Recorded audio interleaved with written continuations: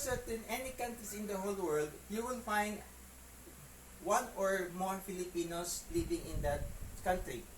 Okay? Everywhere you go, there are Filipinos. Okay? It's like international immigration also plays a big part on the increasing population of the certain country. So that is why there are some countries already trying to control the number of foreigners or those who are going to work or migrants rather to live in their country. Okay, if I recall about 2 or 3 years ago, okay, there were these Syrian immigrants who wanted to go through Europe to live there, and they were not allowed to get inside. Okay, so because these countries already have problems with their own population, and if dugangan pa, samot ilang problema, di ba? Okay, immigrants move to first world countries to offset the debilitating effects of aging population. Okay, on the positive note also, okay, sometimes there are countries who really accept immigrants to work there because of their population is opposite to some countries. Okay, so for example, most of the industrialized countries have aging population. For example, Japan and Singapore, and let's just say China, population of China. Okay, for these three countries, their population are actually aging. Okay, for what reason? Let's take China, because China has this 1, 2 or child policy that they have adopted. I mean to say, each family is allowed only to have two or one child. So as the child grows up, okay, duhara sila. So natural, who is left, and they leave homes to work some other places or some other countries, and who are left, their parents. So they have this what we call aging population, because most of the young people are no longer in their countries working. They may be working in other parts of the country, or if they're working inside their own country, they may not be working in the city where they were born. Okay, so that is what sometimes Singapore and Japan accept immigrant workers to augment the effects of the aging population.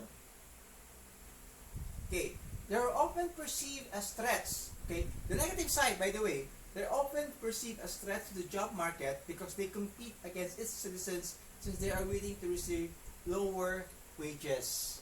Okay, this is one of those negative side of immigrant workers. Okay, I don't need to explain, it's very self-explanatory. Okay, governments are pressured to institute stricter immigration policies. That's what I mentioned earlier. Okay, there are some countries who actually have policies against immigration. So they will only allow this much of number to come in every year and then try to control it. Okay. The reason why they do this is because of this one. Okay, let's now go to the perils of overpopulation. This is very dangerous. Okay. Development planners see urbanization and industrialization as indicators for developing society, but disagree on the role of population growth. And that's true. Okay. Development planners actually view urbanization as a means of indicating that your society, your country is actually developing. But sometimes they disagree on the population growth. Like I said earlier, economic welfare and population growth will always go hand in hand. Okay. In 1798, a British clergy, Thomas Malthus, wrote an article, an essay on the principle of population, and warned that the population growth will inevitably exhaust the world food supply by the middle of the 19th century. Okay? Problem was, it did not come true in the 19th century. But in the mid 20th century, it actually came true. Okay. Malthus' prediction was off base, meaning to say, he did predict that it was going to happen. but his prediction on when it was going to happen actually was wrong. Okay, but it was revived in the 1960s when an American biologist, Paul Ehrlich, and his wife Anne wrote The Population Bomb, which argued that overpopulation in the 70s and in the 80s will bring about global environmental disasters that would, in turn, lead to food shortage and mass starvation, which actually did happen and is going on today. By limiting the population, vital resources could be used for economic progress. I think this is one of the reasons why China adopted the one-child policy. Okay, this argument was the basis for the government's population control programs worldwide. Okay, actually, United Nations has a certain organization about population. Anyway, just look into it later on. Okay.